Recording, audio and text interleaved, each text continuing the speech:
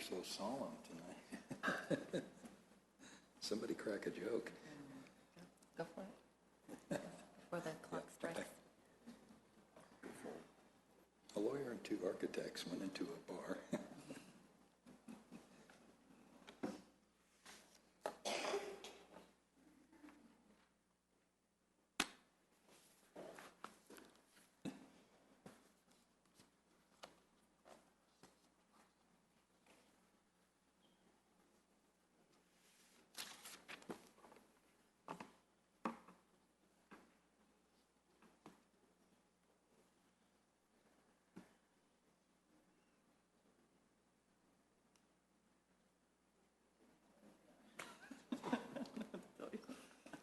Do you want to use? All right, I'll try that.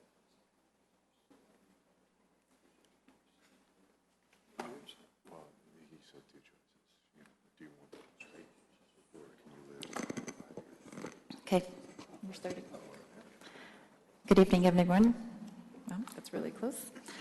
Today is Monday, October 26th, Planning Board regular meeting.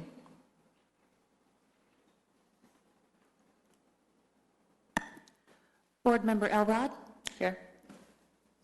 Chair Pro Tem Rudnicki, Here. Board Member Bolt, Here. Board Member Graham, Here. Board Member Moore, Board Member Miles, Here. Board Member Samuelson, Here. Board Member Corbett, Here. Board Member Kruger. Here. Thank you. Okay, today we have one resolution that we will be going through, and that is going to be Resolution 16-2015. Before we start, approval of the agenda or any changes to tonight's agenda that anybody wants to make? No. And do I have a motion for the minutes to be approved from the October 12th Planning Board regular meeting? So moved. Okay, Second. Madam, I'm going to abstain because I did not attend.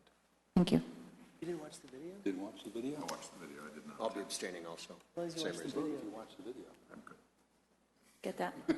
Andrew is abstaining and RC is abstaining.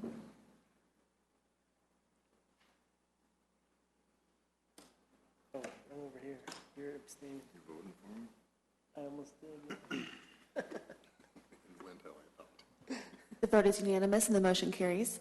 Thank you.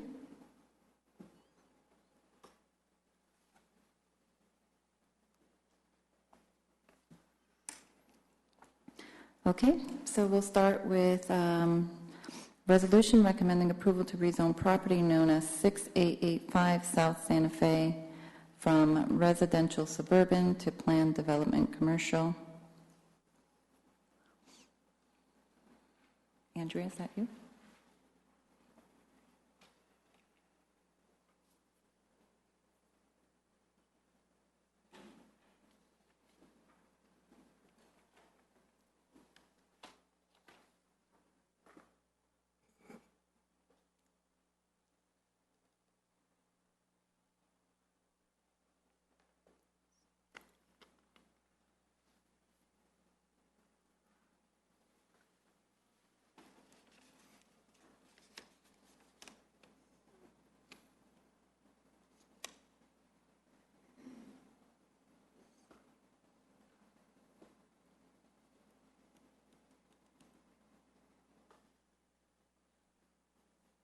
Good evening. I'm Andrea Memnall with the planning staff.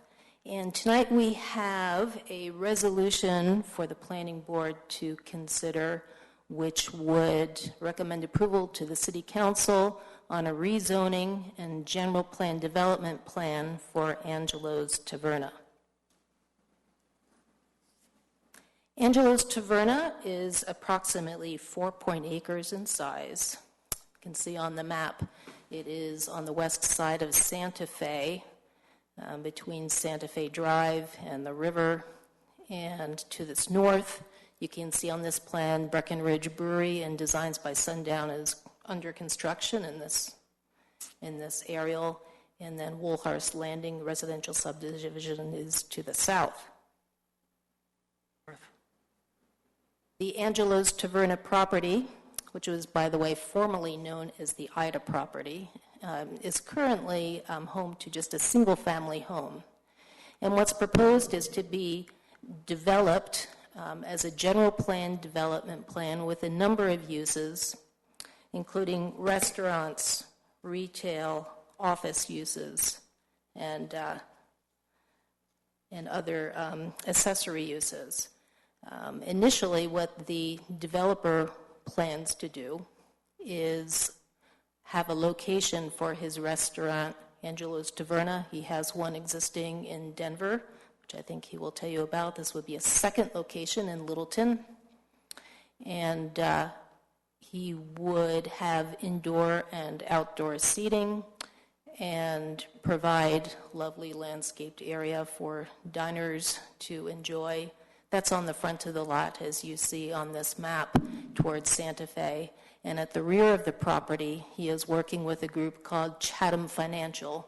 They're a group based out of Pennsylvania that is looking to expand into the Littleton area with a building of approximate size, as you see on the back of the lot here.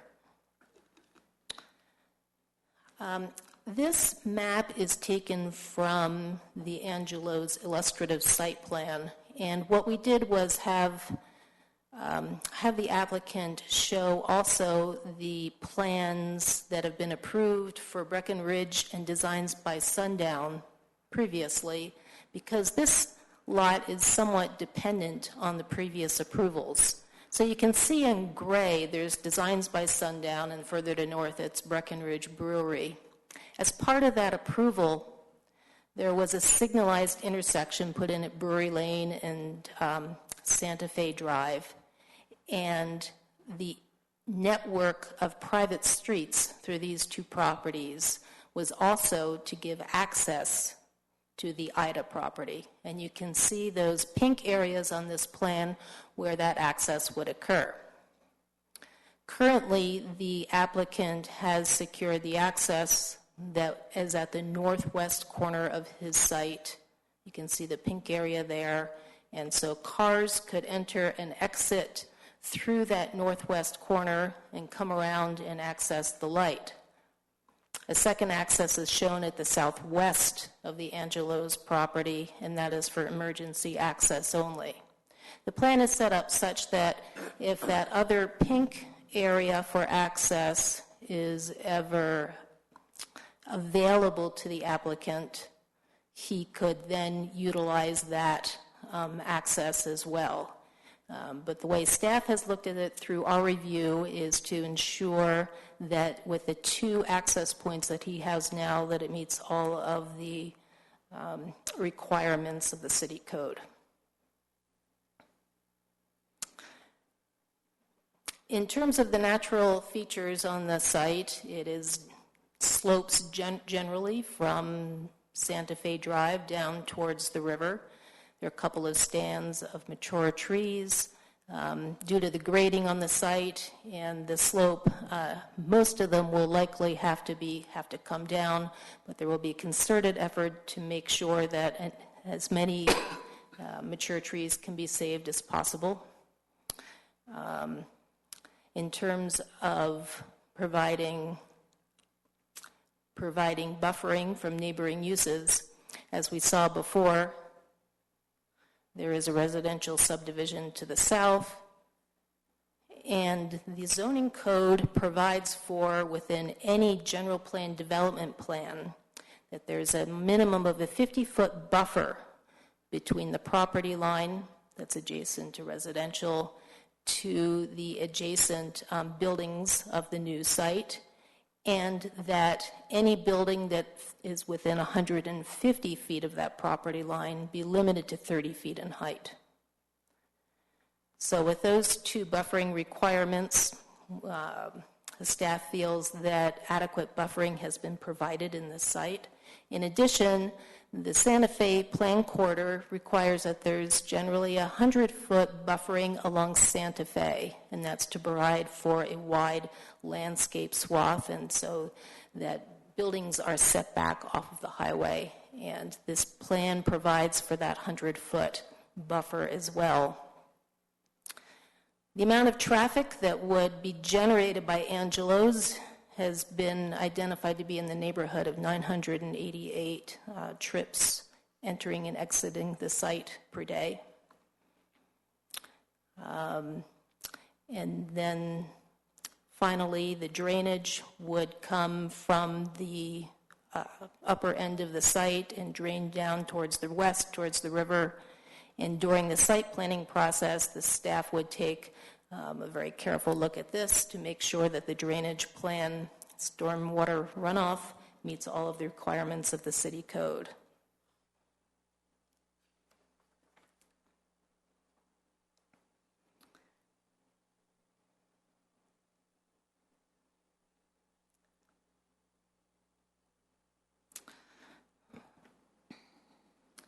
The comprehensive plan provides goals and policies for new development, and they center on a lot of different items that this actual plan provides.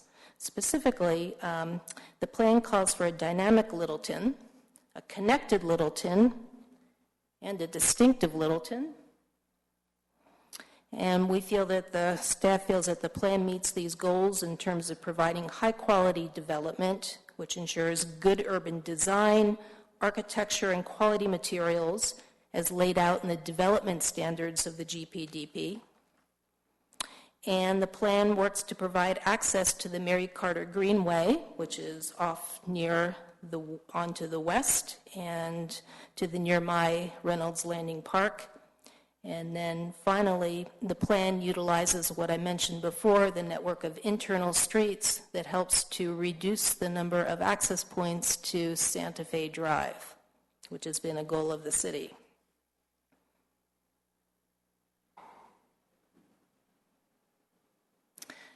In addition to the citywide plan, there's also a Santa Fe corridor plan, and there are both urban design goals and open space goals within this plan. Staff feels that the plan has adequately achieved a high-quality urban design, need to the character of Littleton, and also that it preserves and enhances major natural features in as much as possible, as I mentioned, with the mature trees. So in conclusion, staff feels that the applicable criteria of the comp plan and the city zoning code have been met with the application. Staff is recommending approval of the rezoning and the general plan development plan. There is a resolution in your packet that reflects that recommendation. Thank you, Andrea. Any questions for Andrea? Lynn? Yes. My question has to do with the location of the river. Is this anywhere near the flood zone? And if it is, which zone is it in? It is not within the flood zone itself. Let's go back to this. I can't tell you exactly where the line is, but our Public Works Department has indicated that this property does not touch the floodplain.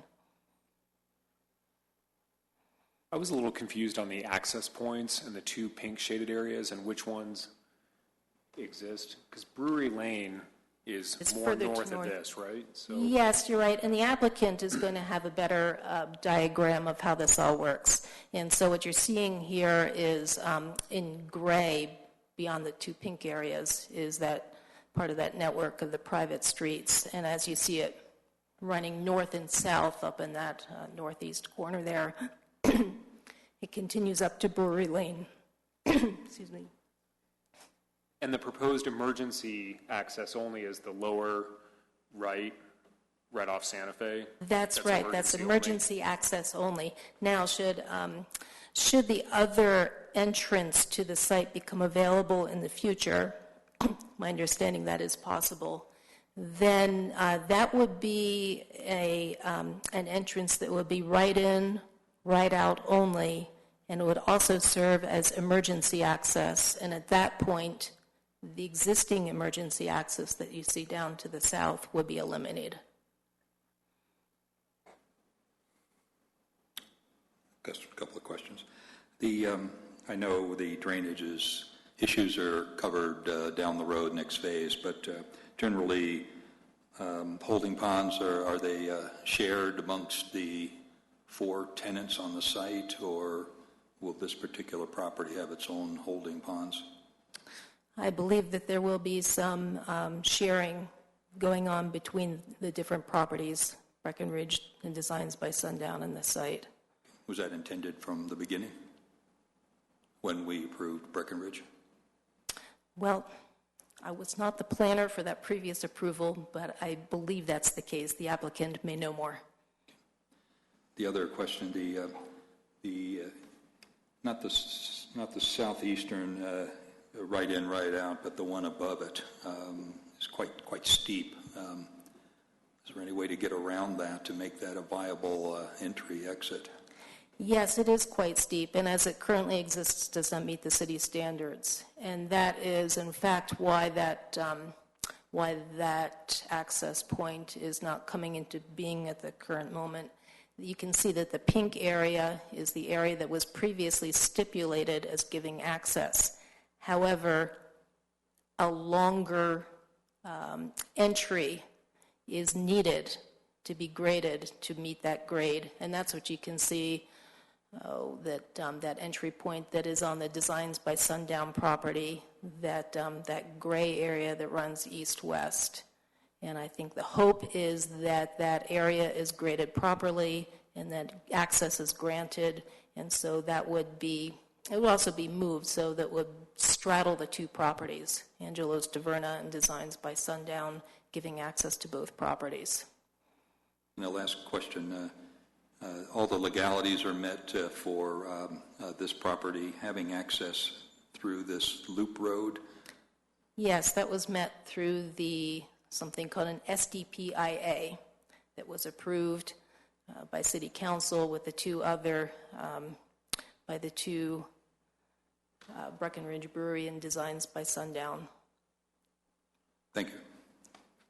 Andrew? Well, now you've cured SDP Site Development Plan, IA, is what? So normally you may know that we have something called an SIA, Subdivision Improvement Agreement. With Breckenridge and Designs by Sundown, there was, I believe, an exemption plat, which does not go to Planning Board or the City Council for approval. And so there was still a need to have that agreement, and not sure of the details, but at that time it was decided that instead of being a subdivision improvement agreement, in fact it would be a site development plan agreement, which is what the application that was going through staff at the time was called. First I've ever heard of those. And then the emergency access, is that going to be gated or shut off in some manner? Yes, so I believe the applicant can talk about it more. There are a number of ways of doing it, and I believe we're talking about bollards for this one. That would also be evaluated at site development plan. David? Yeah, I just have one question. I know in the redevelopment of Reynolds Landing, they're going to add some trails to give access to Breckenridge Brewery directly from the trail system to the west. Is Angela's Tavern going to have the same? Yes, this is the illustrative plan, and in context of that, that is the plan to make that connection. It does need to be worked out by the adjacent property owner, and we will be working on that through the site development plan to meet that goal of this general plan development plan. Andrea, you talked about 2 properties being developed here, one being Angelo's Taverna in the front as a restaurant, and then another building in the rear. So what will that second building be used for at this time? Do you know? Yes, so the applicant can talk about this more too. The name of the company is Chatham Financial. They're out of Pennsylvania. They do banking and finances of some sort or another. They are looking to establish a second location in the Littleton area. They are looking very hard at this site, and I believe that the applicant, Craig Jones, is looking very forward to working with them to utilize that back end of the site. And coming back to the question and the comment on this being a connected Littleton and meeting that policy, you talk about access within the bigger scope of this property or area, and you talk about access to the trails, which is not part of this now. That's the intent, but it's not part of this plan, correct? Yes, that's correct. That is the intent. It was not stipulated as part of that SDPIA, which the vehicle access was. So the access to trails was not done, so we put it in as a goal, and we'll continue to work on that. And the adjacent property owner to do that with is Designs by Sundown? That's correct. Okay. And the roads or the access within this area is really access to Breckenridge Brewery and Designs by Sundown. There's no one else to go visit there. That's right. The internal road system would be for those 3 properties. And so myself, the way I would access Angelo's at this point would only be from Santa Fe. I can't access by foot. I can't access by bike at this point. That's right. You would access by vehicle. Okay, thank you. But you could take your bike along Brewery Lane and then Reynolds Landing. curve around. Yeah. Right. Yes, you could. I could. Thank you. Oh, Lynn. The internal streets that you referred to, are they private or public streets? They are private streets. Is there an intent to make them public? Not at this time.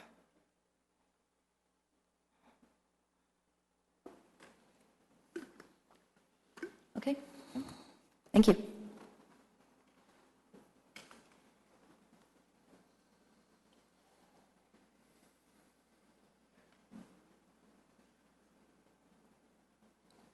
The applicant has a presentation.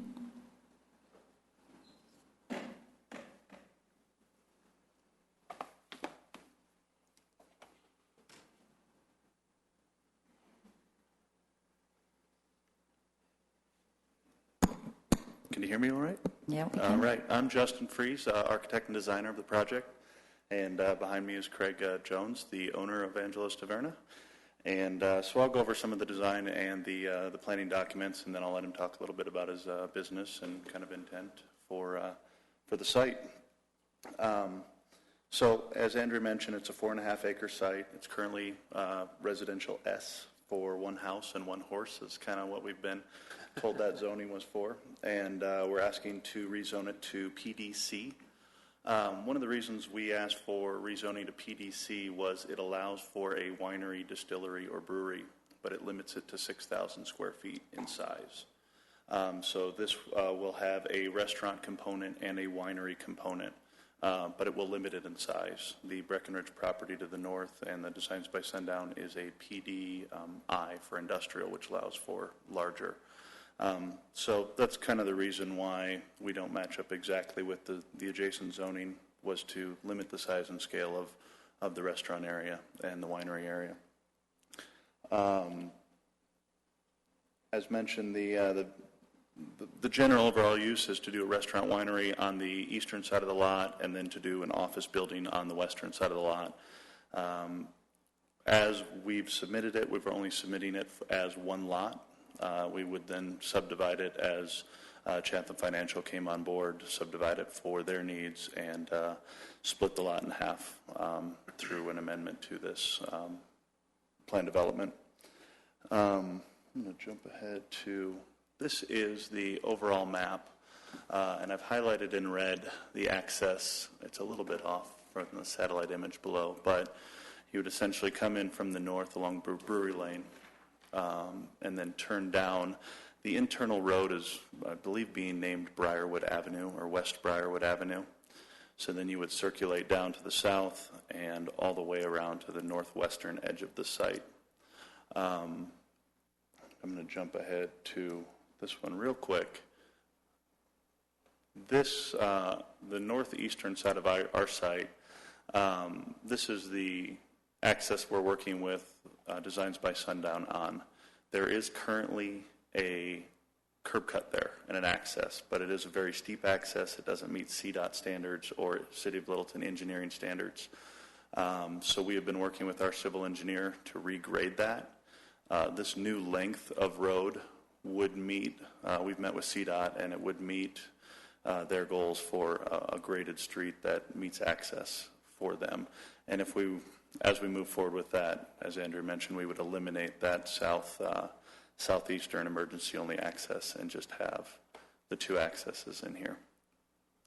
The two shaded red areas, along with being vehicular access, are also our utility easement accesses. Through that SDPIA agreement, we were granted, because all of the utilities for Breckenridge and Designs by Sundown runs up here, and then there's a little easement running just north of Designs by Sundown. So all of our utilities connect into there, and all of those are spelled out in the development plan agreement when that was rezoned and established. One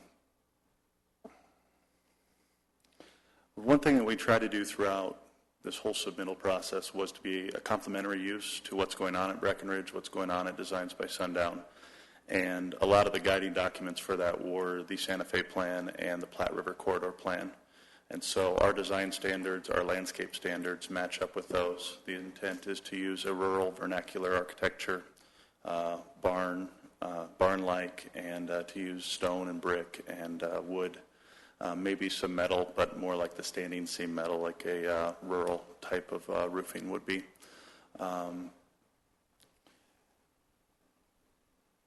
There was a question about drainage that came up.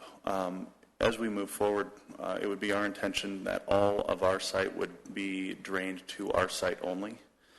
So there would be no shared drainage with the Designs by Sundown and Breckenridge site.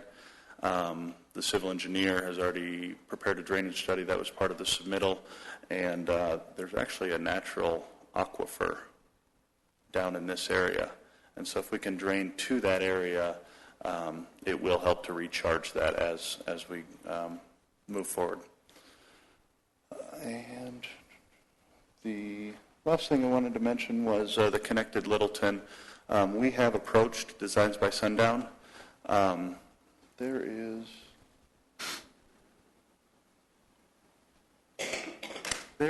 right here, between the townhomes, a green space that was reserved that they use as a dog park.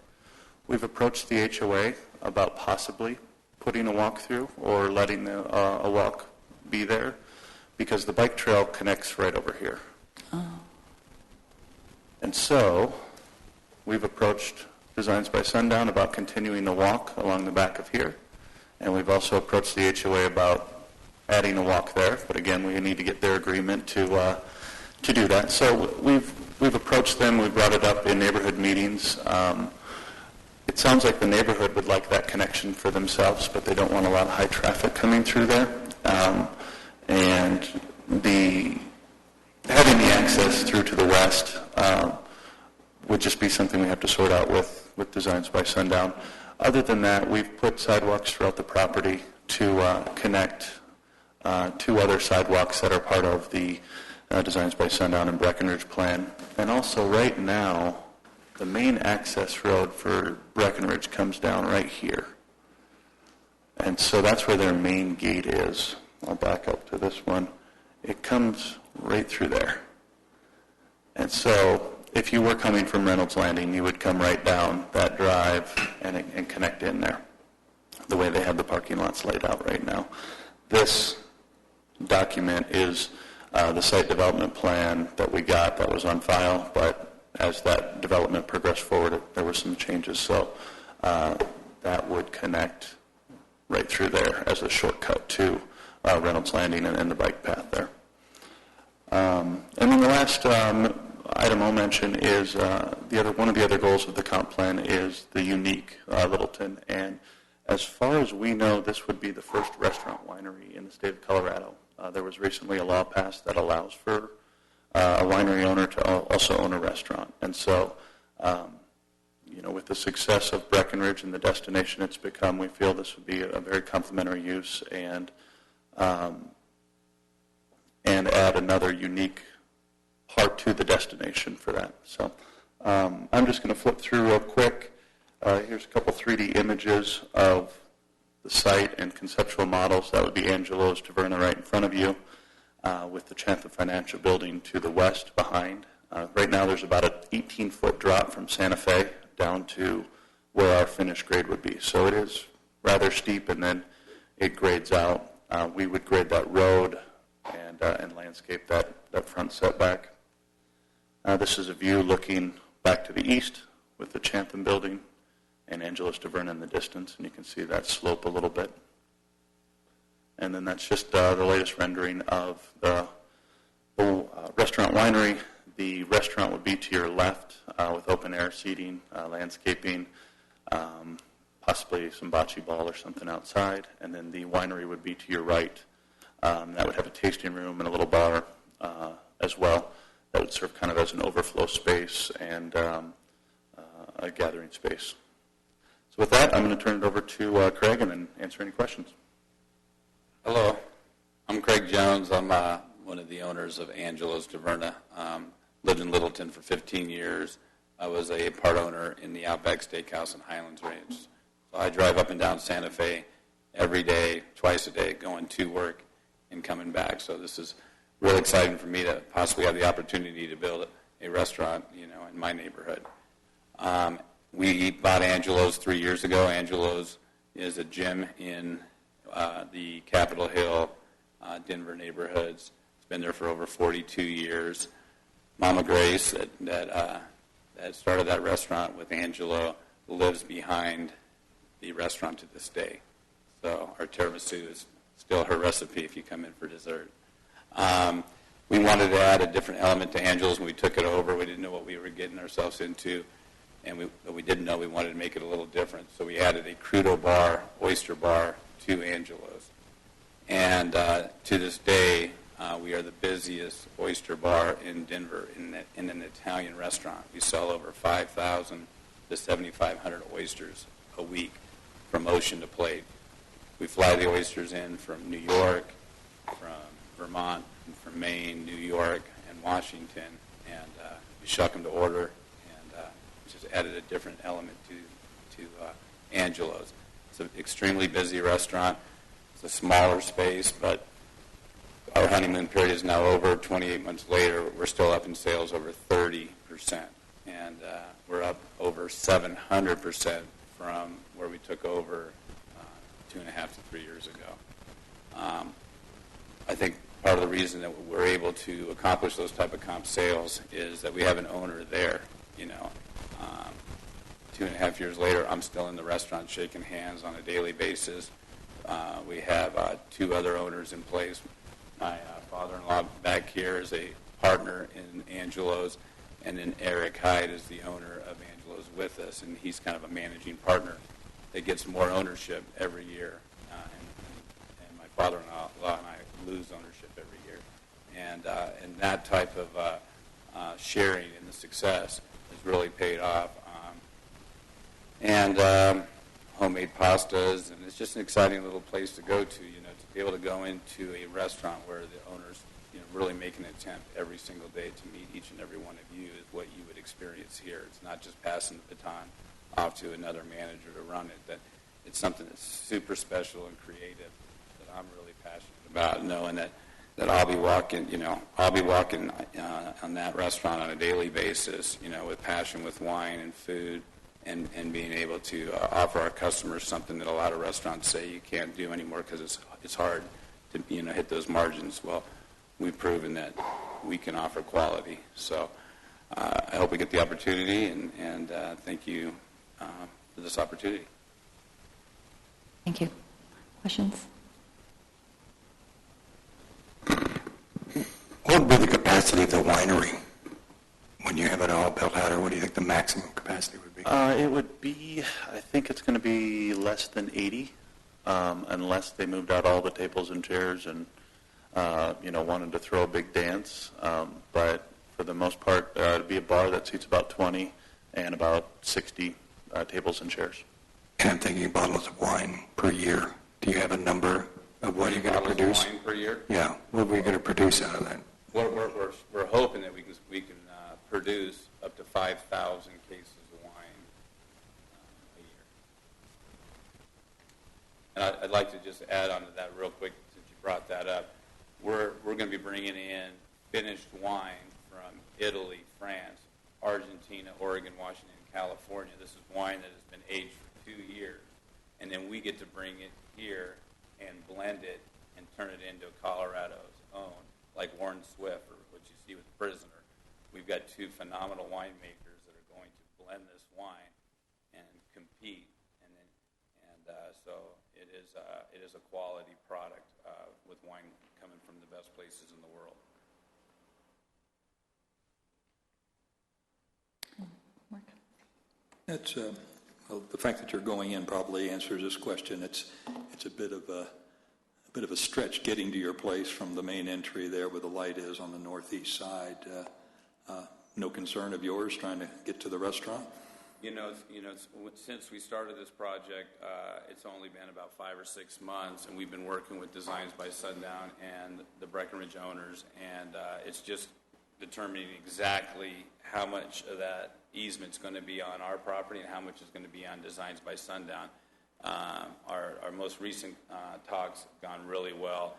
The owner of Designs by Sundown would like us to straddle both properties exactly the same, bring it up, where the first 100 feet going west is an 8% grade. The next 100 feet would be a 4% grade, and then the final an 8. Or did I have that backwards? Backwards. 4% on the first 100, 8%, and then 4%. And so then you would have the right-in, right-out, where the traffic study, I believe, will come in where pretty much half your customers, when customers are traveling from south, we'll go through Brewery Lane, and our customers that are traveling south will do the right-in, and then probably travel back towards the stoplight is how we feel that's going to go down. The eastern part of Designed by Sundown, obviously it's a staging area for their construction. It's also an area for their equipment. And to be honest, it's a bit, I walked it today, it's a bit slovenly. I assume they'll be cleaning it up, or it's going to be a rather unattractive entry into your facility. They have cleaned up an awful lot in the last 2 or 3 months. I mean, they're moving stuff as we speak. He's keeping the house there, I think, until he sells it to an end user. So when the end user would come in, I believe that house falls in the 100-foot setback, which means that it would be coming down. And then everything between the old house and his new office building is getting cleaned up as we speak. And the connectivity is very important. To me, I take that bike trail. I enjoy riding it. Instead of going north of Breckenridge and coming in, it's not the most ideal, but people will definitely use it.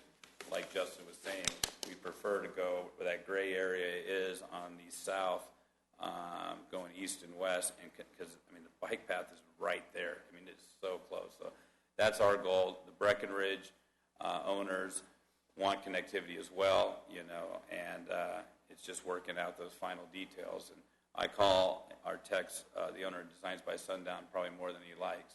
Just when can I meet you for coffee? Come into Angelo's. Let's just try to figure it out. But he is participating. 2 other site questions. One is there's a very large berm in the center of the lot on the south end there. I assume that gets flattened out. Is that correct? That is correct, yeah. It is. What we'd like to do is the Platte River plan kind of shows a terracing effect. And so we'd like to try with the eastern side of the lot to terrace up a little bit higher and then to drop down lower to the western side, so you kind of have a natural stepping down. And so this landscape area right here in the middle we would try and step down here, and this would slope gently. So we'd have a plateau for our building, then a little bit of a slope, then a plateau down. And that also helps with the natural drainage. You're talking about right here, though, more? Yes, I am. You're talking about more right here? Yes. Yeah, that would all get leveled, Okay. and so that it would be the same elevation, I'm guessing, Justin, the same elevation from here to there. Okay. Yep. Last question. Looks like there's a conscious effort to segregate the parking from Breckenridge Brewery, what do they call it, the farmhouse? Yes. And the office space and your restaurant. Looks like, so you'd have to go all the way around, park in your area, and then walk across the berms or whatever to get to Breckenridge. So it looks like you're trying to separate it. Is that correct? And you will keep it separated? The parking? Yes. Separate? Yes. I mean, Breckenridge is doing between 10 and 12,000 cars a week. I know. I think we're going to be more 500, not, I don't know where the 900 came in, but 500 by 7 days a week. I think we'll be closer to 3,500, about one-fourth. Okay. I lied. One more question. The winery and the restaurant, you can walk into a central area and then pick your side. They're interconnected. Is that Yep, correct? they have to be a shared building. They can't be two separate buildings. Okay. Thank you. One business, one EIN number. It's the same business. Kind of like when you walked into those first Rock Bottom, you saw that they were making the beer, and it was all, one business. Thank you. Any other questions? Drew does, I have one, but go ahead. Go ahead, Andrew. Are you going to be growing grapes or doing any sort of agriculture there?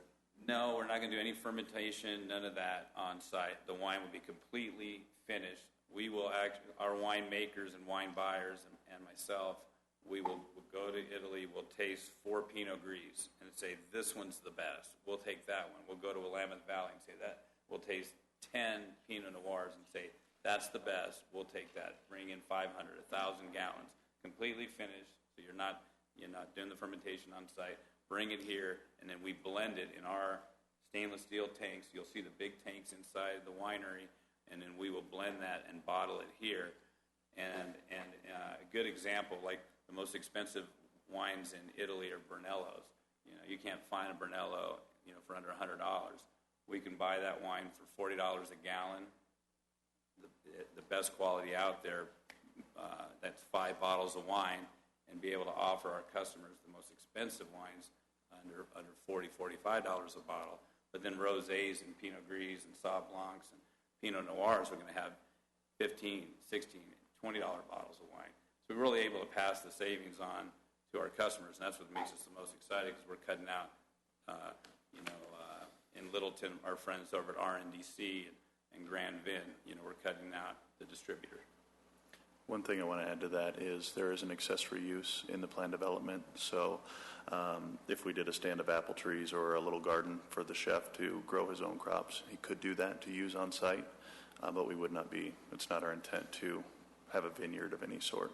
But there could be some small garden or some fruit trees that could also be used in preparation of the food there. Is Mr. Ida remaining the owner of the property, or are you buying the property out? We own the property. And Presently. Robert said he's still in the landscape business, so he will be selling us somewhere between 50 and 100 trees to replace the ones that aren't going to make it through the grading. When did you close? Oh, and the Chatham Financial, I'm assuming that's a retail use that they'll be doing, or an office-based use? So Chatham Financial is they're actually a global financial company. They have offices in Singapore, London, Spain, and then they've got 3 in the U.S. Essentially, they are bonds traders, and they do long-term financial planning. If you go, right now they're located at Kipling and C470 by the Texas Roadhouse. There's a Colorado State Bank building there. They have 1 floor, and it's not enough. They've expanded. I think they've doubled in size in 2 years, and they're looking to double again. So they're running out of room. And if you walk in, everyone, it's kind of a modern office where it's very open floor plate. Everyone has 3 screens in front of them, and they're watching all the different markets. And, they got the clocks everywhere for Warsaw and Tokyo market. And so most of it is hedge funds, bonds, stocks, and trading. And They have consumers visit this site on a daily basis, like a typical retail use at a bank might be? Yes, yep, like a bank, like an investment bank. When we were there, they didn't have a lot of people stopping by. I don't know if they have more institutional clients than just individuals. But one of the reasons why they were interested in this site is a lot of their offices have bike sharing plans where they have a locker room with 10 bikes and you can jump on your bike and go get lunch. They talked about having a fitness center within their own building. So it's a very kind of modern type office space where it's bike sharing, it's work sharing. The owner or the president of the firm here mentioned how it's very difficult for him to recruit young staff from Denver because Denver has so much going on. But if he was in downtown Littleton, right on the bike path, that he has access to Breckenridge Brewery, he has access up and down into downtown Littleton. And so he can have people riding their bikes from downtown Denver and the older staff riding from the suburbs, and it kind of makes a perfect center point for them. My assumption is they wouldn't offer anything that would offer a sales tax or any sort of tax benefit other than a typical business might offer. Correct. To Correct. Yep. Did you have a question? Yeah, my question was about ownership, but you addressed that. But if you got approval on that northeast access to your site with proper grading, would the lower access point just go away? Go away. Yep. You wouldn't need that anymore. Correct. We wouldn't want it, yeah. And then so for your commercial activities, the light industrial, moving hundreds of gallons of wine in casks, I assume. It's probably small container trucks, not... They will come in on a short semi because what they do is they bring them in plastic bladders. Yep. And so because there are times where a semi may be bringing them in, and then they get offloaded with a forklift that'll be on site. There is adequate turning radius for a semi within there. As currently drawn? And the access point to that looks like there's a drive to the back of the winery there that... Yes, the loading dock is here. They would come through here, and then they would back up, and then they would be able to go out and around. Right here is the parking lot where all of Breckenridge's semis come from, and they all go out this access road.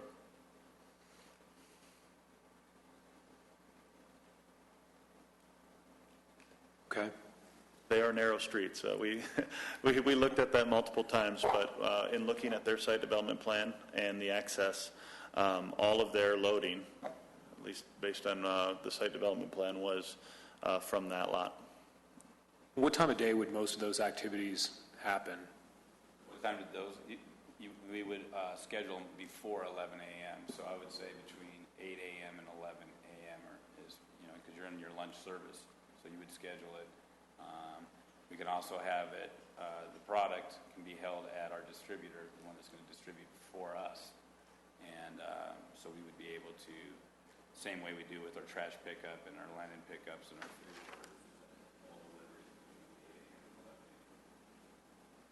Just in terms of buffer space between the residential neighborhood with trucks and things like that, you feel like there's enough buffer space for noise and...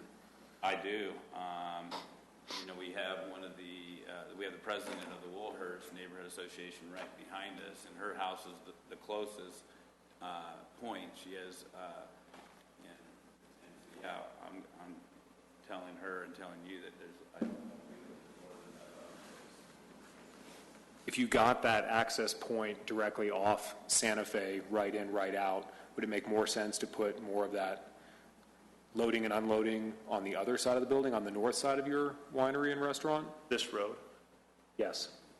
It would not because of the slope. Yep. Because of that middle section of that road being at 8% grade, that'd be the sweet spot to load and unload, and it's just too steep. The front of that road is at 4%, and the lower portion of that road is at 4%, because when you're turning, so that you're not rotating over on that cross slope. And so, because of those couple things, we'd be coming in at the highest point of the site on a large slope to unload a semi. And presumably Design by Sundown has trucks and things going along those. Yeah, Design by Sundown uses the easement that's currently there, which has, I don't even know what the slope is on that. It's a 19-foot drop. It's a 19-foot drop from Santa Fe to the middle, 300 feet back. So it's going to be a big improvement, not only for them, but for everybody. In that 24 acres, it's to get it up to CDOT and the City of Littleton standards, it's going to be a big improvement. It's definitely not safe the way it's set up now. Okay, thank you. David, before I go. Yeah. I have a couple of questions. Is this going to be 2 stories or just high ceilings with windows? So the restaurant winery would be a 1-story with a tower feature on the corner. The maximum height, as Andrea mentioned, within 150 feet is 30 feet. Towers are allowed to go 35, and in one section 40 feet. As shown right now, that's only 33 feet tall. And then the Chantha building would be a 2-story office building. And that would be limited again by the 35-foot height restriction. Their goals were to start at 15,000 square feet, expandable up to 25,000 square feet, which is the reason for the 2 stories. And based on the overall site plan, it can't get much bigger because you can't park a much bigger building. And so any concerns about a 40,000 square foot building, it's just not possible with the parking requirements. Okay. And then the road on the north side of the parcel, does that give direct access? It doesn't look like it, but would it give direct access to Designs by Sundown, their office building in the back? The reason we have it located north of the property line right now is because the access is located north of the property line. Right. So we have to relocate the access. And in the original Designs by Sundown's development plan, he has this building here, which is yard storage. I believe some of what you saw out on site today, he was looking at putting in some CMU walls and closing that in. If he is open to shifting that, we would take the road all the way through. If he's not, we would split the property line here, come down, and then go across however this parking lot gets designed and access that road. Okay. And then the building on parcel A, that's the tavern, right? Yes. Yep, the restaurant and winery. Is that going to be below the level of the road? Yes. Okay, so the road will come in, and you'll have it'll kind of slope down off the... You mean Santa Fe? No, the access road on the north side, that's going to be coming down from Santa Fe, but the building's going to be below the level of that road, right? And Santa Fe, I think that's... Somewhat. Yes. Okay.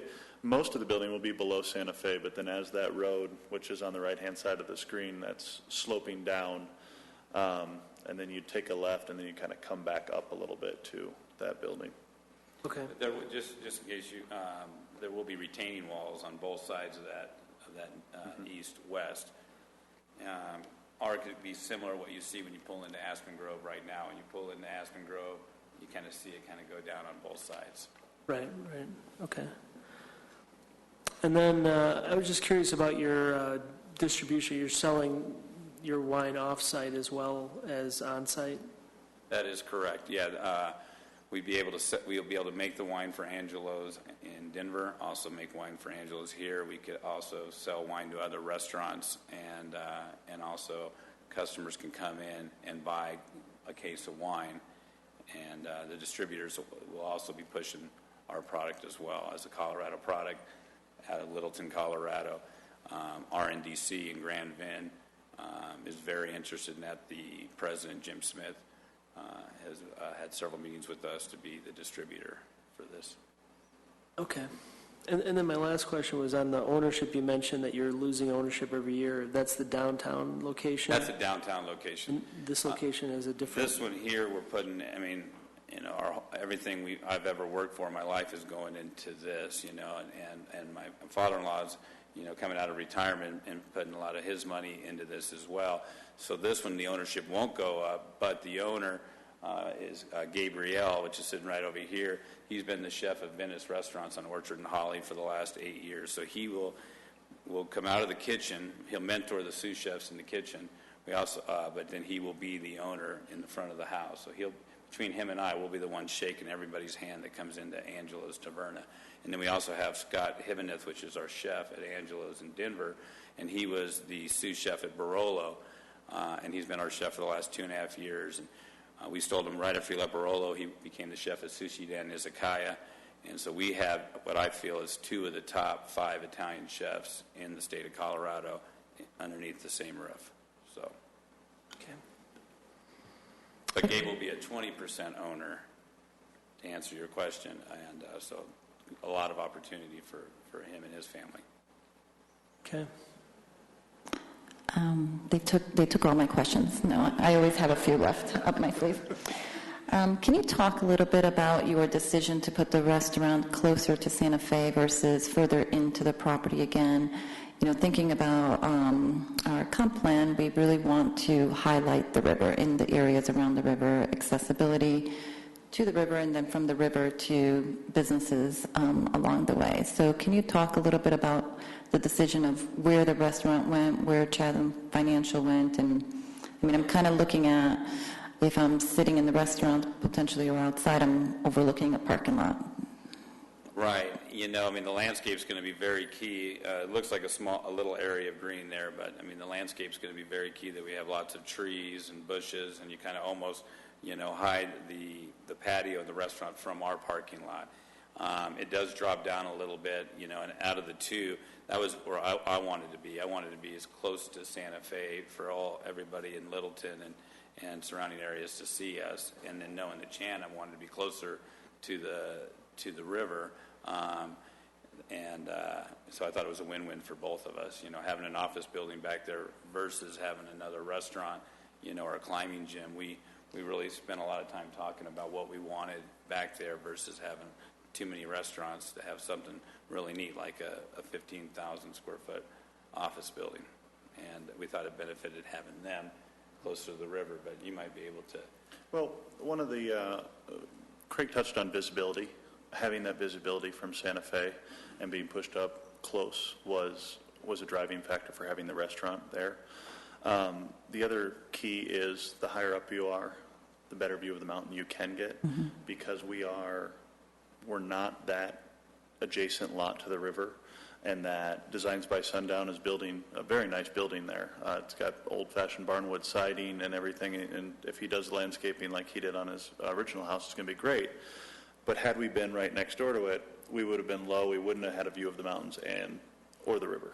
We would have had a view of his property. And so being a little bit further away, and also with a lunchtime crowd, hopefully, there is still some landscape maintenance work going on. And so being a little bit farther away just to space that out, have the view of the mountains, and have the visibility off the road was kind of the determining factor in choosing that side. And then we actually looked at moving the building down to the southeastern side.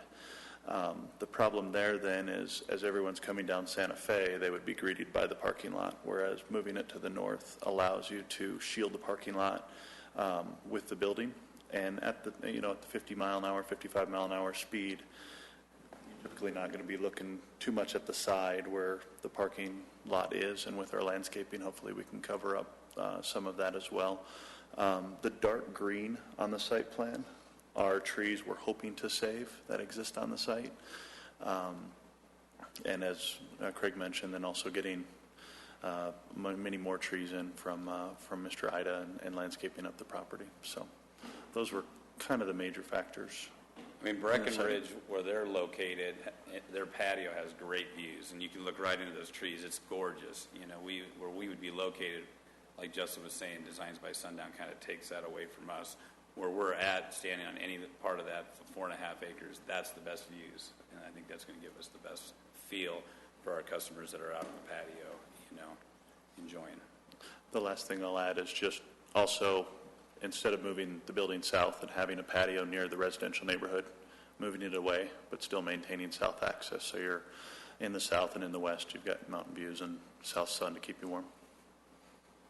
And one final, maybe clarification. So Brian was asking about deliveries, and I'm not sure if you could answer this, or this might be a question for the staff. Are there noise and ordinances in this area, or light, and how does that affect a restaurant being there? Are you allowed to stay open till midnight, or are there any stipulations that you have to close by a certain hour? I'm not aware of the traffic, but lights would only be on during business hours, so no lights would be on the building shining after business hours. I'd have to defer to Andrea on the noise. And as far as the hours, yeah, I mean, even in Highlands Ranch and Littleton, they kind of roll the sidewalks up around 9 o'clock, 10 o'clock, so it's not going to be open past midnight.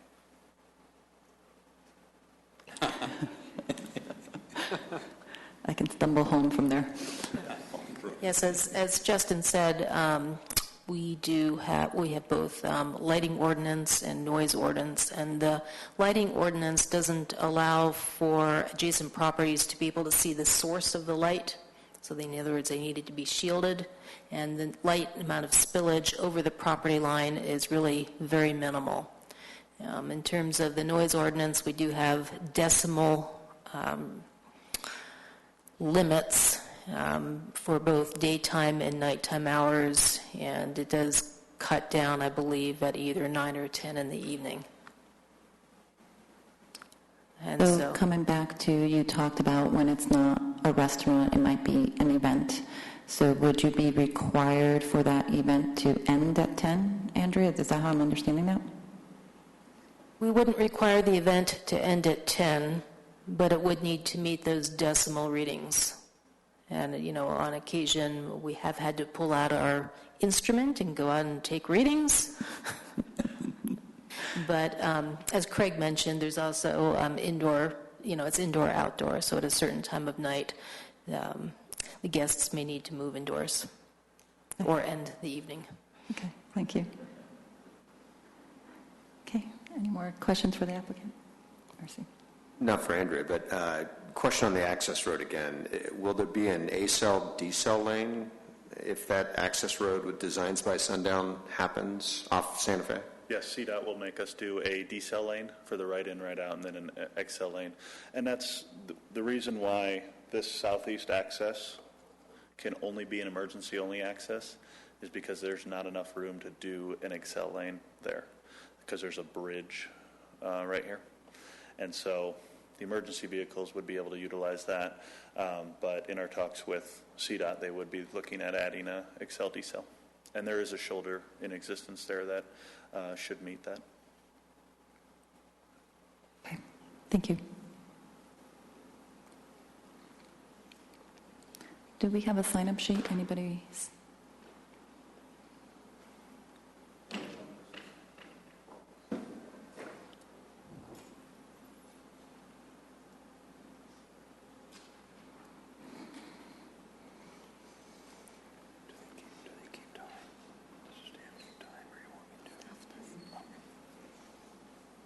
Thank you, Andrea.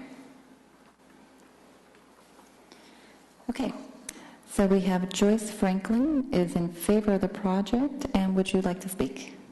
Thank you.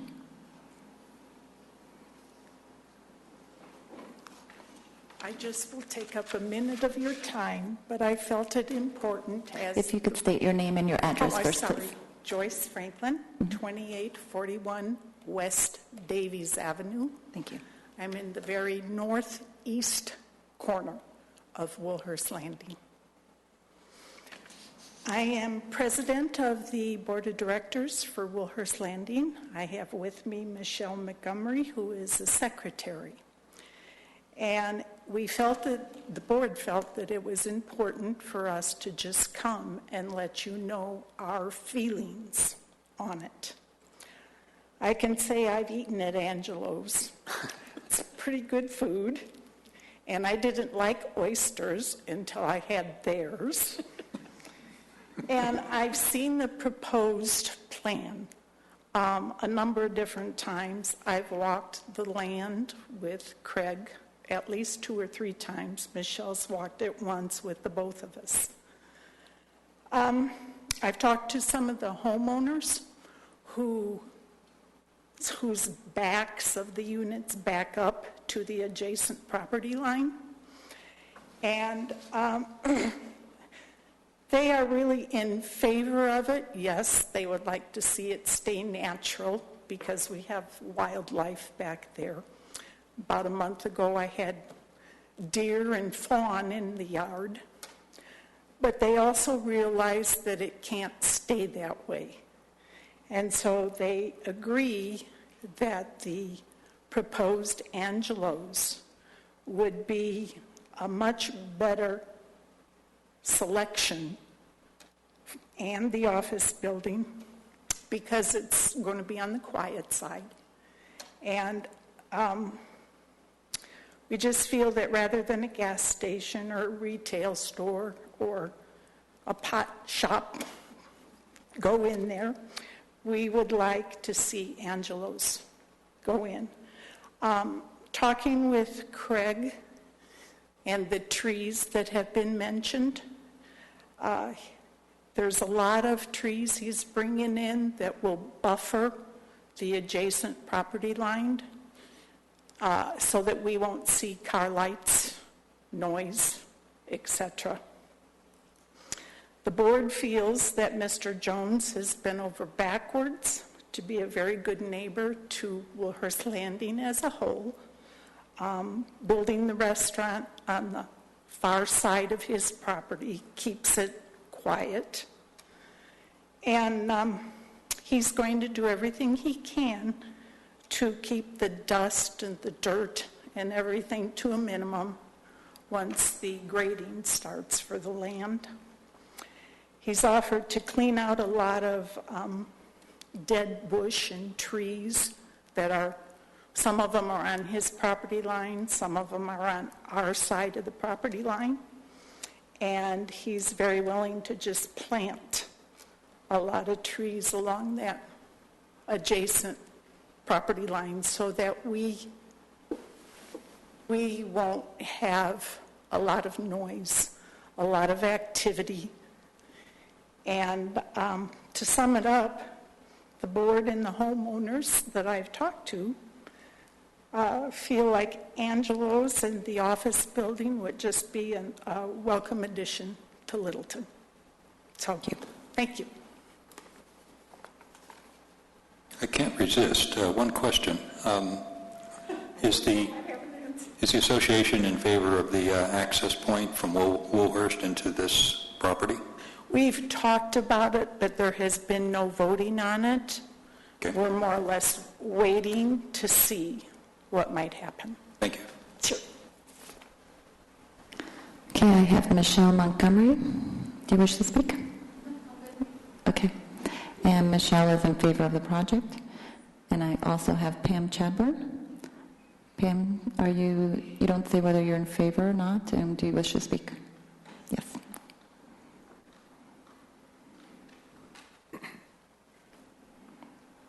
Good evening, Planning Board. My name is Pam Chadbourne, and I live a block and a half from here in District 1. The reason I have question marks in whether I'm in favor or not is because I don't believe there's enough information here for you or me to decide whether this is a good thing for Littleton. I totally get that this is a really appealing project, but I want to know the impact, let's say, on police. What do they think about people driving on Santa Fe at 9:15, 9:30, getting out of bars or drinking places and driving on Santa Fe? I'd like to know what the police think of it, because we already have Santa Fe Bar and Grill and Breckenridge Brewery, and now this. Isn't this a proposal to change residential to this PD?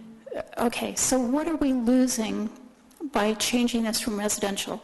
What I noticed on the map is across Santa Fe to the east, higher, so they'll hear the noise, are houses. And to either side are houses. To some extent, originally this was all residential. What do we, Littleton, lose by losing residential on this site?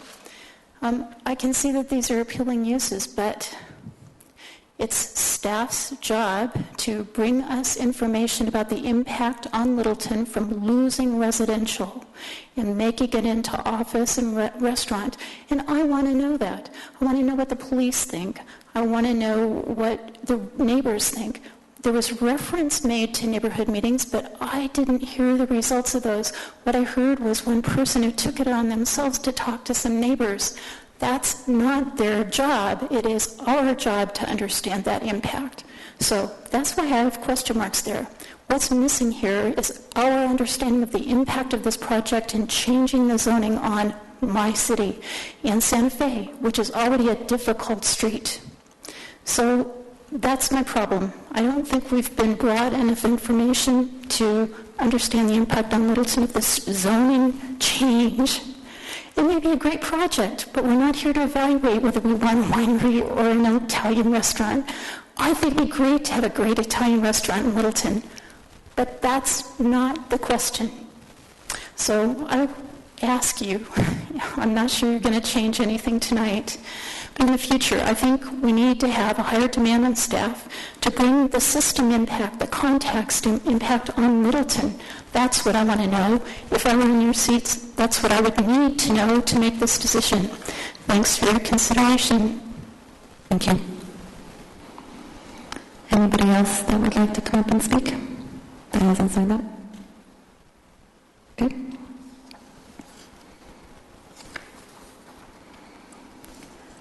Okay, do I have a motion on the Excuse me, Cheryl. The applicant gets a chance to rebut. I'm sorry. Does the applicant want to come up for any further comments or? Well, I just want to make one more comment, just that, the community involvement, and the volunteerism is very important to my principles and beliefs.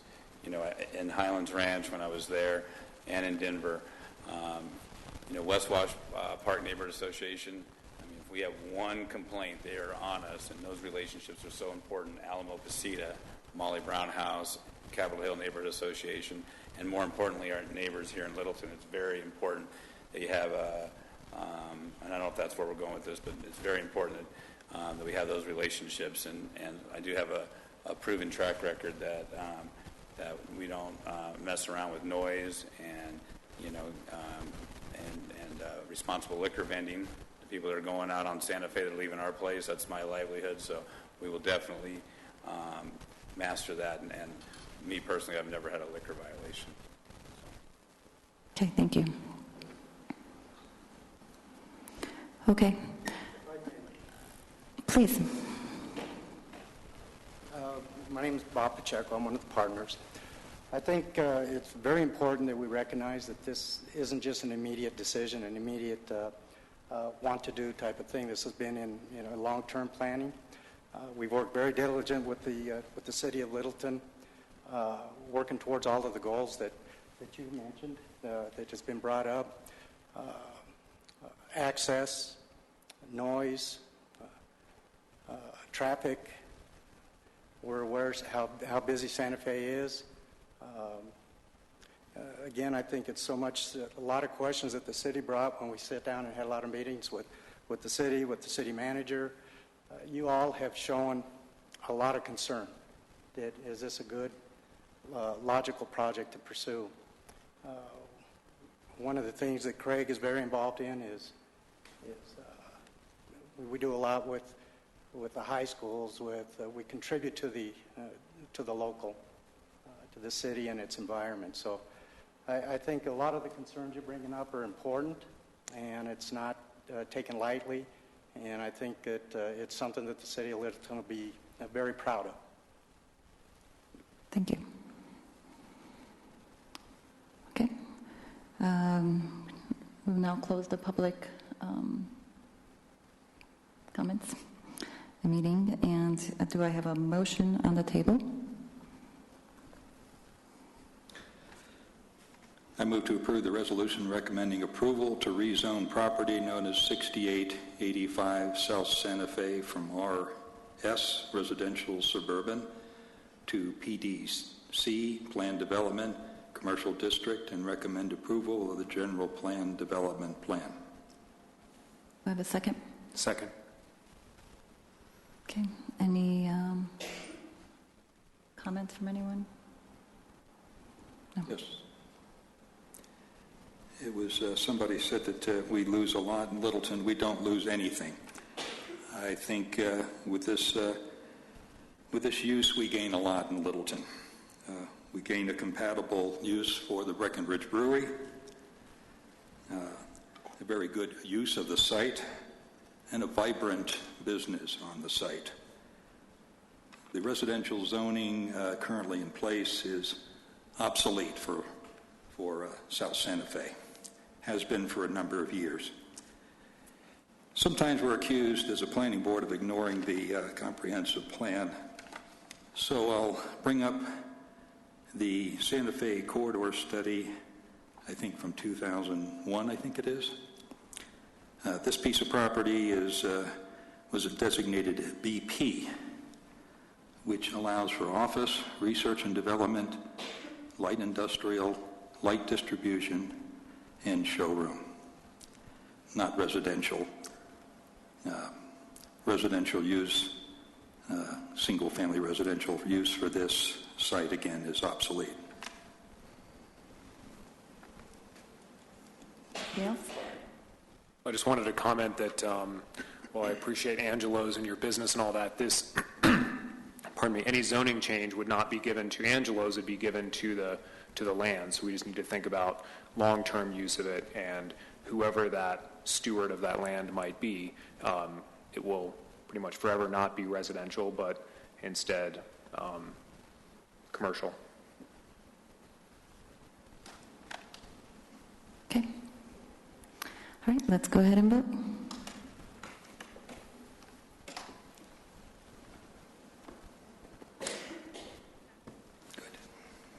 The vote is unanimous. The motion carries.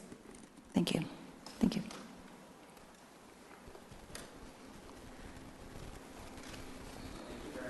You're welcome. That's it. Somewhat anticlimactic. It's appropriate to bring food in here tonight. Next time. The wine would have been, yeah. And compliments to the girls. They held together beautifully. Yes. Shows how management's going to operate.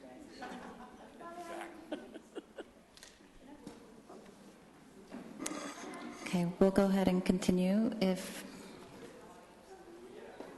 you're welcome to stay. 5-minute break. Karina, I have one question about this before,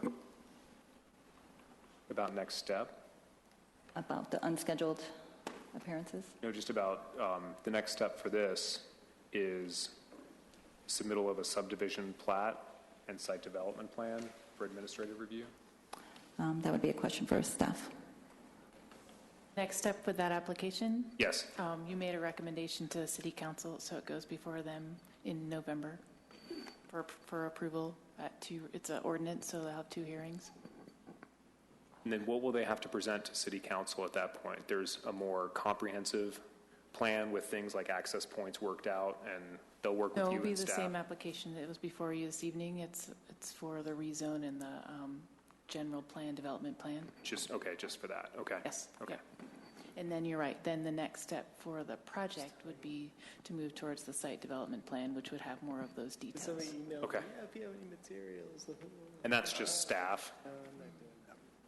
Okay. Okay. Moving on. Any unscheduled appearances? Anybody want to speak to the board? Or any comments? No. Okay. Any comments from staff? Jocelyn, I know we're planning for... Generally, just to give you a heads up on some of the upcoming meetings that you have. As you know, let's see, we've got a couple things coming up. At your next meeting, November 9th, we will have a study session, and there's a few topics coming forward on that. We'll do legal training for you with the city attorney. and then really working through some of the upcoming projects, including the zoning code update, and then just generally going over a list of some other topics that you would like to have training or some updates on, go through some of that. There is a reminder, November 11th is a Transit Alliance workshop, and if anyone else is interested in going to that, please let me know. The deadline to sign up for that is this Friday, and I know Lynn is planning to attend that. Then at the moment, November 23rd would be a subsequent meeting date of Planning Board. We don't have anything tracking formally for that meeting, so we'll see what we want if it is close to a holiday, but at the moment there's only one person that's not able to be there. December 8th, you do have a joint study session with the City Council, and that is to review the neighborhood plans and talk about work plans or any upcoming projects that we want to start on. What was that date again? December 8th, Tuesday. December 14th, we do tentatively have study session with the consultant that is working on the update to the zoning code with Clarion to present to you on progress of what they've been doing and where they're at. And that there was a committee, there still is a committee that's kind of been on hold. So inviting that committee as well. And we can talk about that more at our next meeting. And then the next scheduled meeting would be the 28th, and we'll just see. At the moment, there's nothing tracking for any of those meetings for formal hearing, but we'll just see as we get closer to let you know. But that's generally the rest of the year. Yeah. And the agenda for the, what's my dates? Hold on. For the study session, is that the November, what was the date for the study session? 9th? November 9th. Have you shared that agenda yet with the board or just with me at this point? The agenda was sent out. Yes, all these meeting days were sent to you. Okay. So I would just encourage the board to take a look at the agenda, being aware that there will be training from a legal perspective. Any questions you have that you want to make sure that they're addressed or topics covered, send them over to staff so that we just make that a very productive session. Okay. The more we can prepare ahead of time, some of those topics or questions, I think the better. Yes, that would be great. Okay. Jocelyn, I just want to say thank you. That email you sent out with sort of a, here's the next 3 months at a glance, that's exactly what we've been asking for. Right. So thank you. Great. Good. Great. And as things change, we'll continue to send you updates too. Okay. And board member updates and presentations. I think David's going to share. Yeah, I don't have any PowerPoints or if you want PowerPoints, I can give you a few. I took some pictures. They didn't really have many of the presentations. Well, just to back up, I attended the conference, the APA Colorado conference in Steamboat. It was October 30th through the 2nd, or through the 1st, 31st and 1st. Yeah, I stayed till the 2nd and did a little mountain biking in Steamboat. And one of the things that I did there was I did a lot of the mobile tours because I really wanted to see what Steamboat had done in the past few years, and how it might relate to Littleton. And it's quite a different community. It's much higher elevation, and they have a much shorter growing season, so there's not a lot of agriculture. There's more ranches and things like that. But they've availed themselves of grants that are available and other things to create miles and miles of trails throughout the area that really increase the recreation for the Steamboat Valley, I guess. And that's one thing that I don't know how relevant that is exactly, but I'd love to see us think about think more about alternative transportation moving forward, instead of just planning for cars, I know we've talked about it a little bit, but really planning for pedestrians and planning for bikes throughout as wide of an area as possible. And so there were a couple of sessions that I attended that I thought were fairly relevant to Littleton. The one that was most relevant, I think, is the one that was on VRBOs and Airbnb. It was really about the sharing economy and, how that's affecting governments and how that's affecting the economy. And, VRBO and Airbnb, it's kind of one facet of this whole sharing economy. It's kind of the housing part of it, where somebody can go and stay for a week or a day at somebody else's house as a tourist for a short period of time. But there's also transportation with Uber and Lyft, and there's food sharing, where people are actually, I can't remember where this was, but there's a couple that in their house, they're planning to open a restaurant in a couple of years, but they're making like high quality restaurant food in their house, inviting people over to their house, and like several days a week in the neighborhood. It's very common in Europe. They do that. It's like impromptu parties, and you like sign up online. And well, yeah, I could see too, moving that around. I think that there's a lot of negative connotations or just issues with that sort of thing that I didn't even think about before this, but I thought, yeah, that's really cool. But, if you're a neighbor and somebody's running a restaurant 3 to 5 days a week out of their house, and there's cars coming and going, and it's the same issue with Airbnb or even VRBO, even though it's longer term, it can be a nuisance. There's noise, there's traffic, people having parties where, it's a quiet neighborhood. So I think there's several communities have kind of taken some of this on at least, but I think it's something that we really have to think about going forward. That this is just the beginning.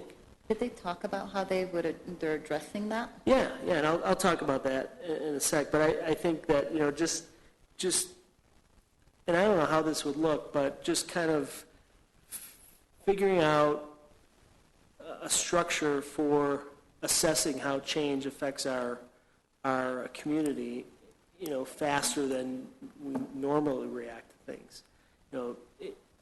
Things are moving so fast right now that they're happening before we can get on top of them, and then we're reacting to it instead of being proactive. But yeah, there's several communities. I can give you some specific examples, but just things that have gone in the last couple of years.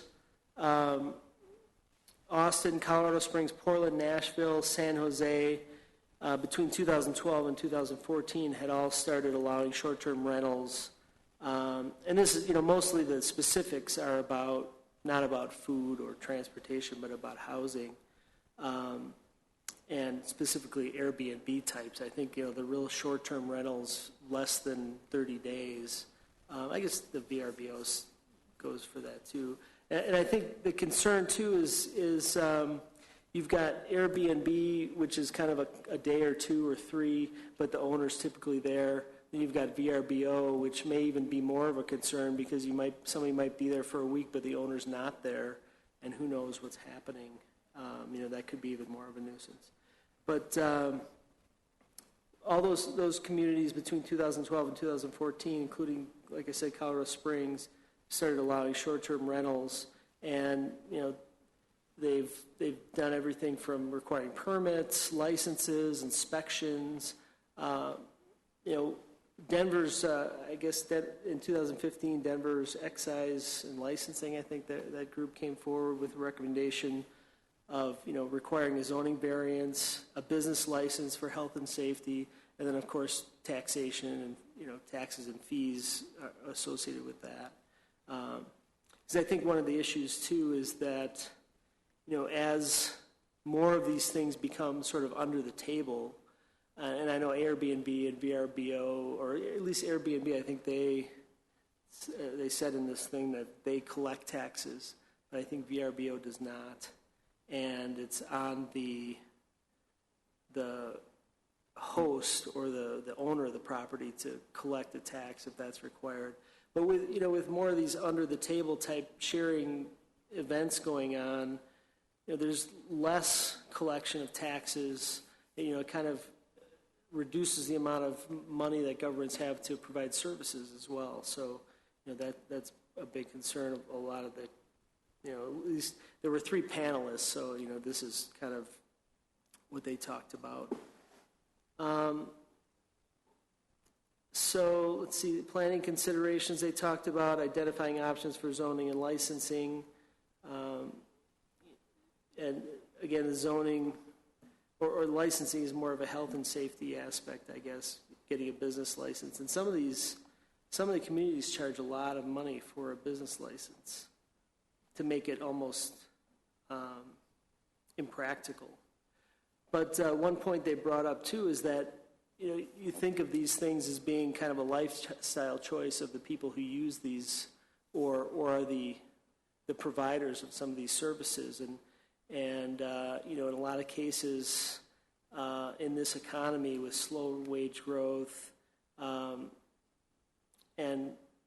really the wages of Uber and companies like that are pretty low.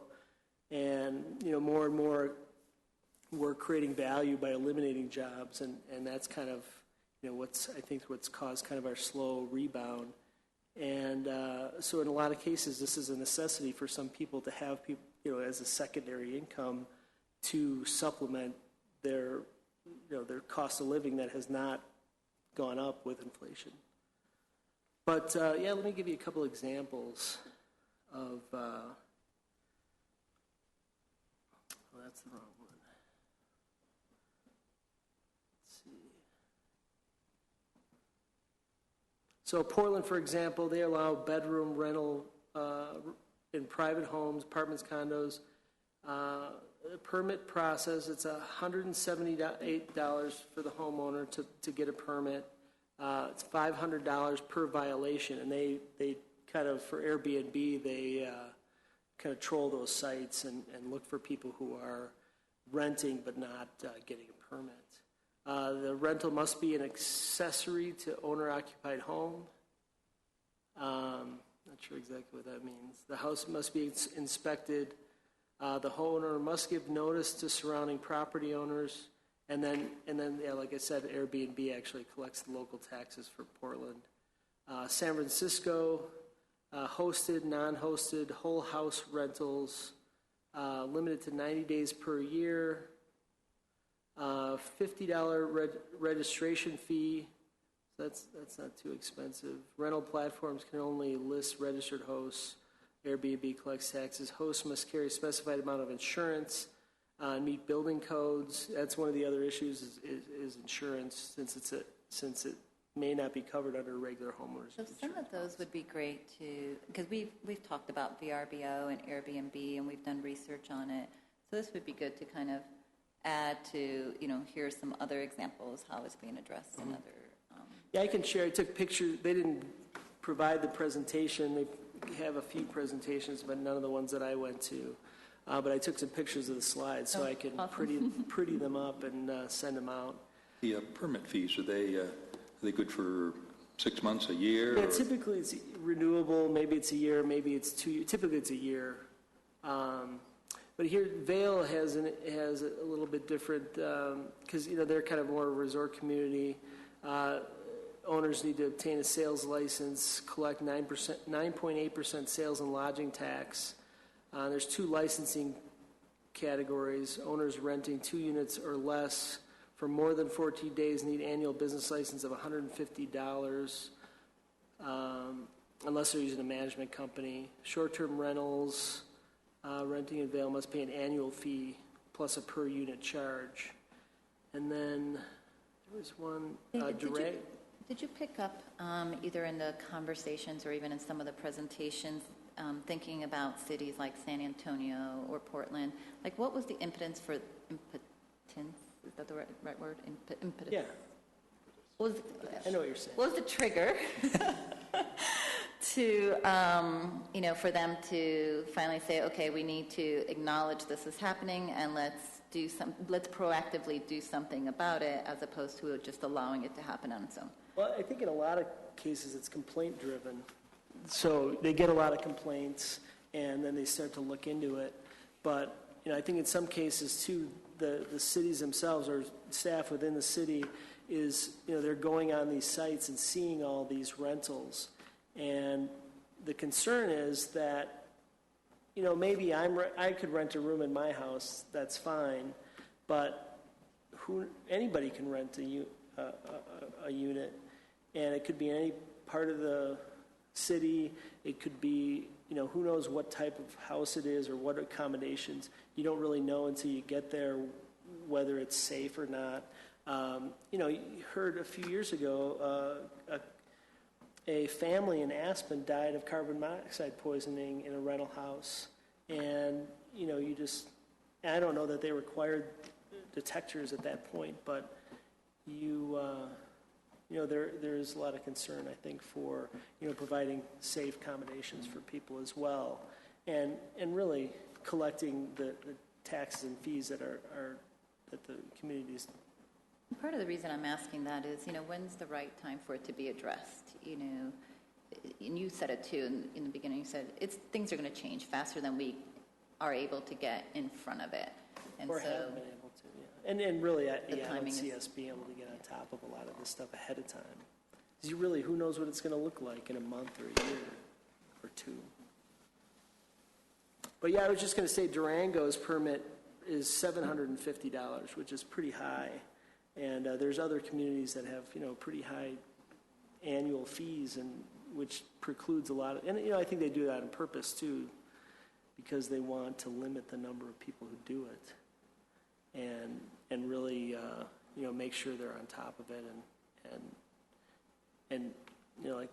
David, do they hire staff to track these VRBOs online, or they? Yeah, they do. Yeah, they. Because setting that fee real high would just make them go underground anyway. It's like, I'm not paying the fee, but I'm going to go ahead and rent my property anyway. Right, and you can do that, but you got to, it's either on Craigslist or VRBO, Airbnb. I think there's a couple others. So they've designated a staff member. Yes, in some cases, full-time person to track that. Yeah, and then. So $750 probably isn't anywhere nearly enough to pay for the staff person for a year. Well, yeah, but then you've got violations and you got taxes, and then you got violations as well. I'm sure there's always going to be a lot of violations, and if they can catch those and fine people $500 per. Did they do anything to try to restrict it to a certain zoning, R2, R3, or were they allowed in any zoning, or what was the? Yeah, I don't think I have any specific examples there, but they talked about having it. Being purposeful about it and making sure it's in certain areas. Durango especially, they have actually a map of the city and where it's allowed, and how much parking is required. And did they talk about how they chose those areas? Yeah, well, briefly. I mean, it was, it's kind of looking at where it's going on and where it looks viable. It's actually in Durango fairly restrictive because. It's a small town, and they don't have a lot of, it's compelling to go and rent a place in Durango because you're so close to Purgatory and other places in the summer. I think it's pretty close to Mesa Verde, and so, yeah, I guess they've been fairly restrictive about it, and just and because they don't want too many people doing it. And they designate particular areas, and in some cases particular houses that can and can't do it. And then limiting it to a certain number of houses per area as well. So you can't have every house on a block having an Airbnb resident. Did they talk about the competition that hotels and resorts presently have a very firm grip on, as opposed to the city in Durango, for example, not wanting to take away from that opportunity base that's sitting up at Purgatory, contrasted with Littleton, who has no lodging, and how that might be mediated? Well, I think there's two ways. I think San Francisco is probably a good example because they have rent control laws and they have a pretty high lodging tax. So they're fairly restrictive. If they allow that sort of use, you have to comply with rent control laws. So you can't rent your place for more money than you would if to rent it out. But I think just collecting those lodging taxes, and to some extent, they're figuring they're capturing, two different sectors of the economy too. People who would stay at a hotel generally, and people who wouldn't go to Durango or wouldn't go to Purgatory maybe if they didn't have this other option. Is it likely too early, or is there data that says because we've allowed VRBO, we've seen X increase in lodging and residence and tourism? There's probably data on that. I don't have it, but it'd be interesting. Yeah, I'd be interested to see if Durango's tracked any of that. So as a point of clarification, I make my living in the sharing economy, and my company is one of the biggest disruptors in the accommodation space in the sharing economy, and there is a lot of data around this, and I'd be happy to, if we have a formal study session on this, I'd be happy to bring data and bring my background and experience in this, because I have a lot of heart for it, both for the city of Littleton and elsewhere. I think it's a big deal, and it's very, very topical. I've actually been on 4 panels just in the last 2 months on that, and Andrew, particularly to your point, the convergence of home rentals and hospitality and some of that overlap. And there is a lot of really good and robust data, both from the city standpoint and bed taxes and increased tourism and things like that, as well as safety and security concerns and not in my backyard syndrome. Well, I guess my questioning, and that would be awesome, I'm all in if that becomes available to us, would be we don't get a lodging tax here. Could there be a business opportunity that we as a city are overlooking if packaged in the right way and put in the right place and all the right things we're supposed to do? Are we overlooking a great opportunity that would also enable us not to have to put up big box hotels everywhere in order to meet a housing demand? So I'm just curious on how that might play out. Might be a nice topic if we get into the neighborhood plans to bring that comment up to the neighborhoods and see where heritage, what would heritage like, what would Kettering like. And that's why I was kind of curious, like how do they choose where? Like what does that checklist look like? Accessibility maybe to trails, or is it designed to attract tourism? And I would think so, given the short-term nature of it. Although I can also see it as business people traveling and choosing to stay there, especially in locations where, again, a hotel's not available. The big part of it I've heard is business travel. Business travelers, yeah. Yeah, that'd be great. And then, of course, there's HOA considerations. Sure. And at that level, the HOA would rule out. You talked about, the first topic you talked about was the trails and grants that they got for trails. So was that... Through GOCO and other places like that. Yeah, so was that...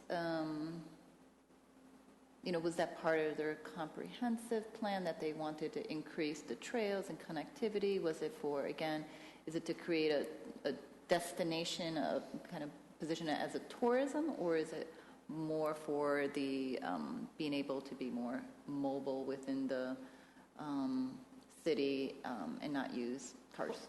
Well, the city's pretty small, and the main trail goes through or goes along the Yampa River. But they definitely have been purposeful. I don't know about their comprehensive plan specifically. It'd be interesting to pull that up. But they've been very purposeful on creating trails throughout the city, especially so children in the city can walk to school. And I went on a sustainability tour, and we walked a bunch of those trails where there were lots of. This was on a Friday afternoon. There were kids, bikers, people going back and forth, from work. Because there's, I guess there's,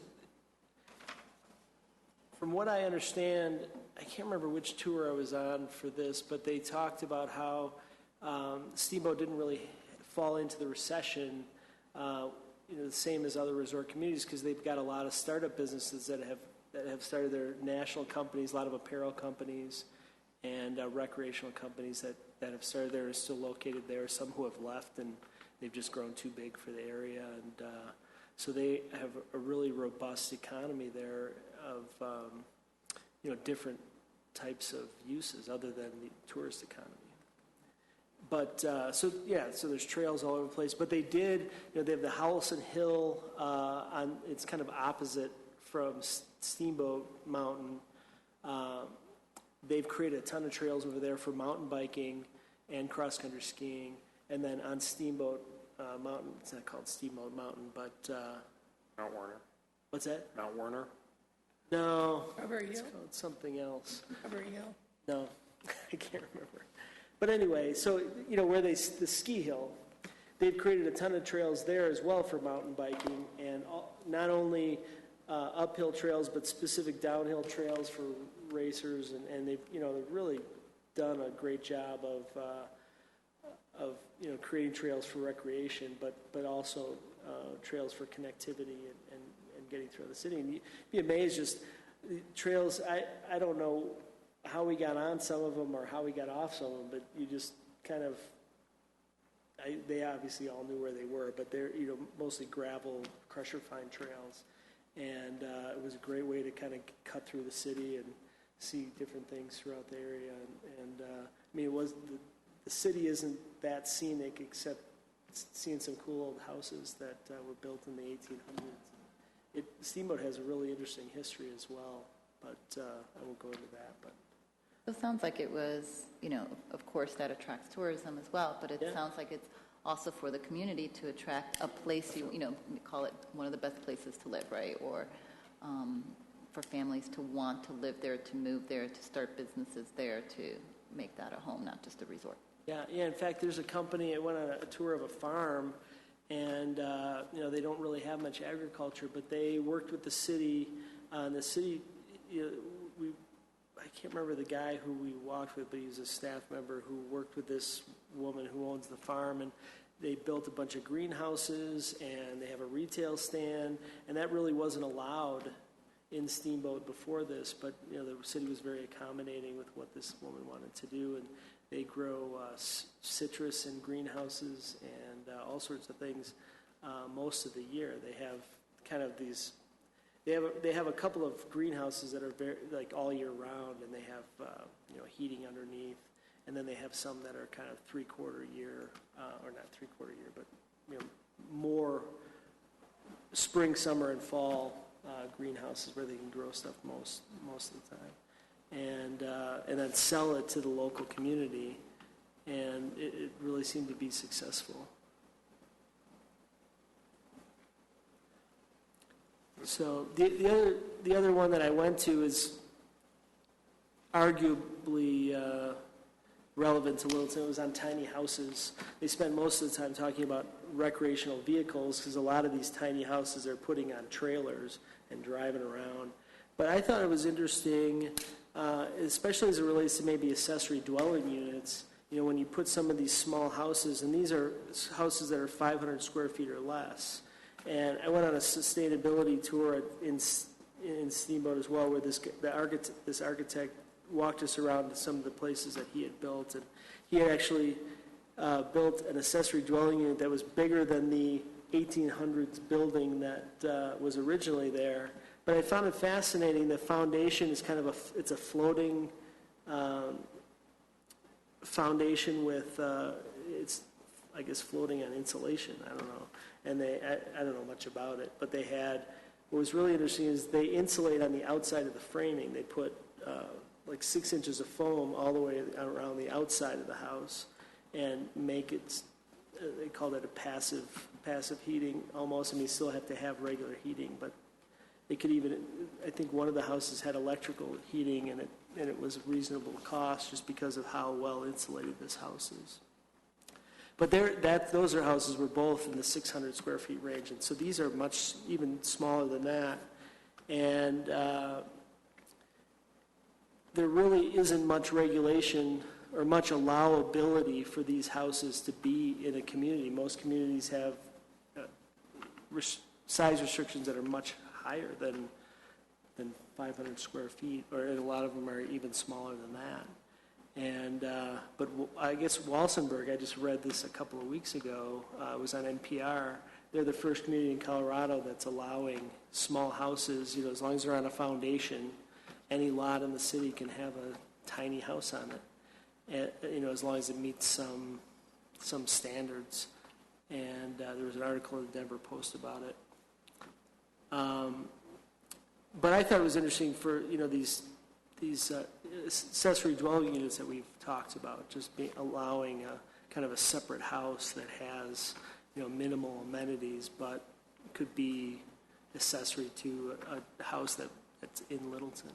But you said these were mobile, like they Well, they can be. transportable? They can be, but one guy was really, in his mind, that's all they were, is these, and there's a show on HGTV about tiny houses, and I think I watched one episode where one of them, they put on a trailer, and it really was just an RV. They just drove it around with a pickup truck.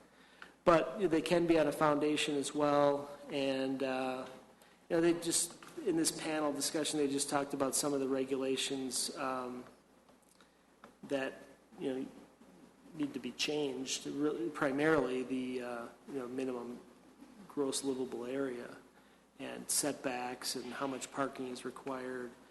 And there's a couple of communities there's one in Granby and in Breckenridge where it's kind of just a little subdivision that is carved out, more of a condominium type neighborhood where they have several of these on one lot. But you could potentially allow these, like in Walsenburg, any single family lot, I guess, can have one of these now. So, just something to think about. Cool, thank you.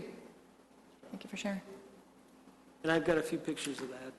I'll try and clean up those presentations and send them out. Excellent, thanks, David. Okay. Anything from anybody else? I have one question. Request from staff if you can find out some information. And there's a neighborhood in South Denver, Old South Pearl Street, that has a lot of